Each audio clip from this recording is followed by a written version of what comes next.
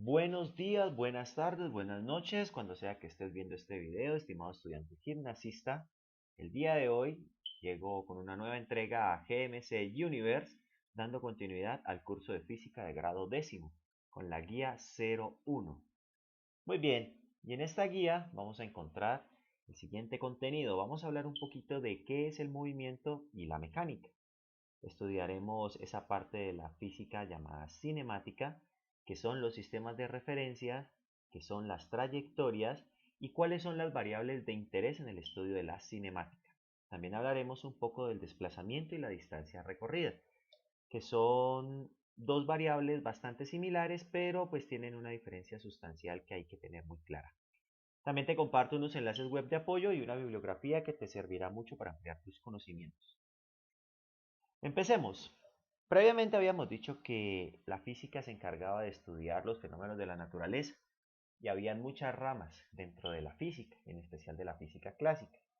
Pues habíamos dicho que la mecánica se encargaba de estudiar el movimiento o el reposo de los cuerpos. ¿Y a qué le vamos a llamar movimiento? Le vamos a llamar movimiento al cambio de posición en un marco de referencia o en un sistema de referencia. Aquí en la fotografía podemos ver a un señor montando bicicleta. Sabemos que está en movimiento porque él cambia de posición constantemente en el tiempo.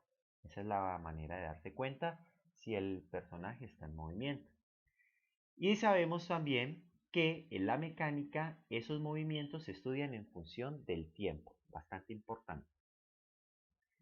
Dentro de la mecánica nosotros tenemos dos líneas de estudio. Mecánica se puede estudiar desde el punto de vista de la cinemática o tal vez desde el punto de vista de la dinámica. ¿Cuál es la diferencia entre estas dos ramas de la mecánica?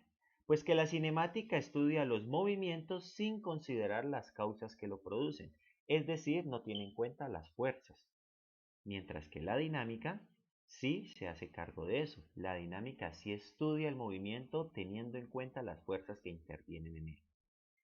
También decimos que en la cinemática se describe la trayectoria del movimiento en un marco de referencia y su evolución en el tiempo.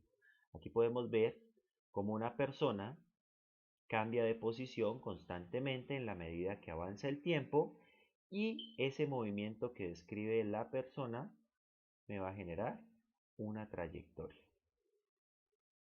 Bien, dijimos que los movimientos se miden respecto a un punto de referencia. Vamos a entender el marco de referencia como ese elemento que le permite al observador realizar un análisis del movimiento.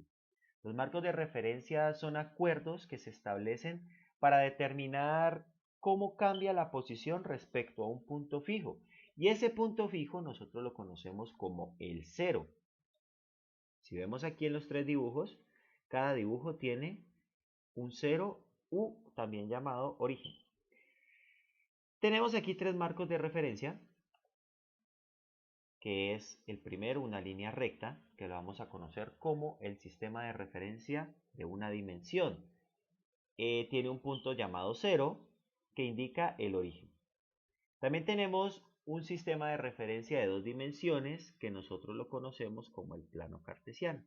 Y en este plano cartesiano, nosotros graficamos variables horizontales, variables verticales, y tiene también su respectivo origen. Este es el sistema de referencia de dos dimensiones. Y un tercer sistema, que es el sistema más aproximado a nuestra realidad. Recuerden que nosotros vivimos en una realidad de tres dimensiones, donde cualquier objeto o cualquier movimiento lo podemos describir en función de tres dimensiones.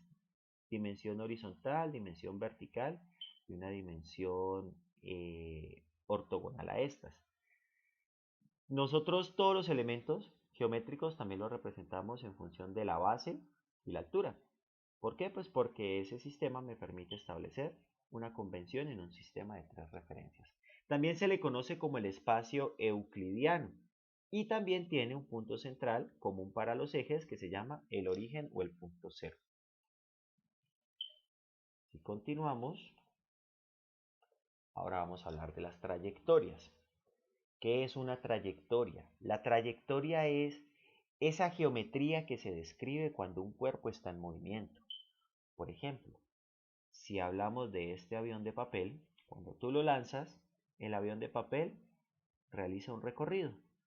Ese recorrido está representado aquí con esta línea punteada y es lo que representa la trayectoria.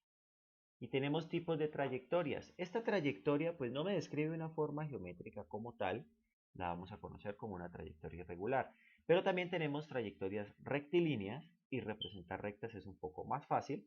Y también tenemos trayectorias curvilíneas y ya te voy a explicar qué tipos de curvas. Bien, estábamos diciendo trayectoria irregular. Es aquella cuyo movimiento describe curvas o líneas rectas pero no son ordenadas. Estas trayectorias pueden ser bidimensionales o tridimensionales. Y aquí pues el ejemplo de un avión realizando algunas piruetas en el aire y pues no me describen una forma geométrica definida como tal. Pero también tenemos la trayectoria rectilínea. Es aquella cuyo movimiento describe una línea recta. Decimos que esta trayectoria es de una dimensión, precisamente porque es una recta. Ejemplos clásicos de las trayectorias rectilíneas tenemos un automóvil en movimiento, tal vez una persona caminando sobre una acera, o tal vez un niño en una bicicleta desplazándose en línea recta. En fin, hay muchos ejemplos de trayectorias rectilíneas.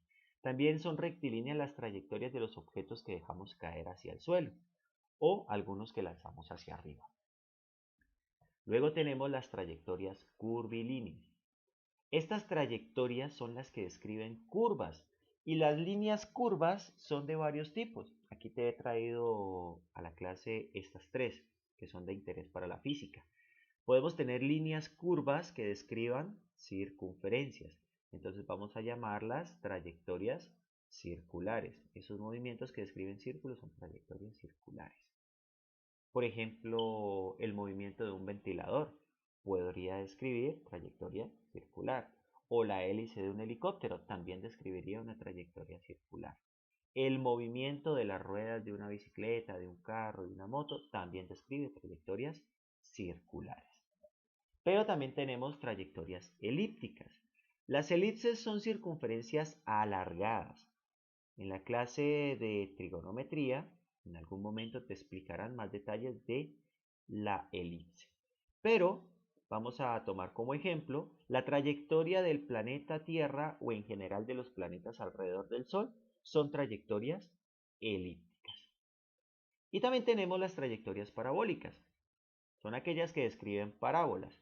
Y las parábolas son semejantes, por no decir que son las que se describen en las funciones cuadráticas. Por ejemplo, cuando lanzamos una piedra, esta piedra describe una trayectoria parabólica. Muy bien. Ya sabemos los sistemas de referencia, ya conocemos algunas trayectorias, pero aún no hemos hablado de las variables de interés en la cinemática. Pues bien, pues para describir los movimientos y explicarlos, la cinemática considera los cambios de posición de esa partícula que se está moviendo y analiza el tiempo en el que sucede. Bueno, pues como consecuencia necesitamos estudiar estas variables que aparecen aquí en este pequeño recuadro. Vamos a estudiar el desplazamiento, vamos a estudiar la distancia recorrida, que son muy parecidos, pero pues hay unas diferencias que hay que tener claras.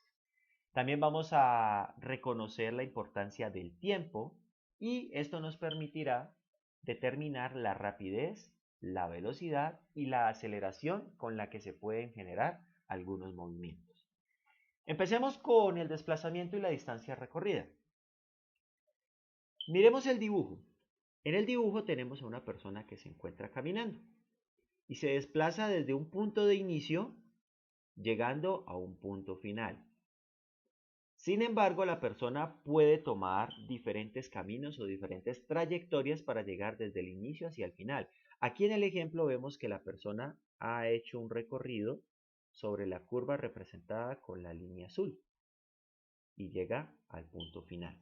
Sin embargo, la distancia que hay entre el punto de inicio y el punto final, representada por esta línea recta de color naranja, es lo que vamos a conocer como desplazamiento.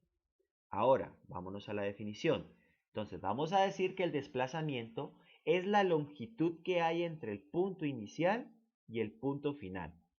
Aquí me faltó decir que es en la línea recta. Y la distancia recorrida es la longitud de la trayectoria que describe el móvil en su movimiento. Es decir, este señor pudo haber hecho 15 vueltas para llegar a este punto final, sin embargo el desplazamiento es la línea recta, pero la longitud de la trayectoria de todos esos movimientos que realizó la persona es lo que vamos a conocer como distancia recorrida. Una diferencia importante es que el desplazamiento es un vector, entonces lo podemos representar con una dirección, una magnitud y un sentido.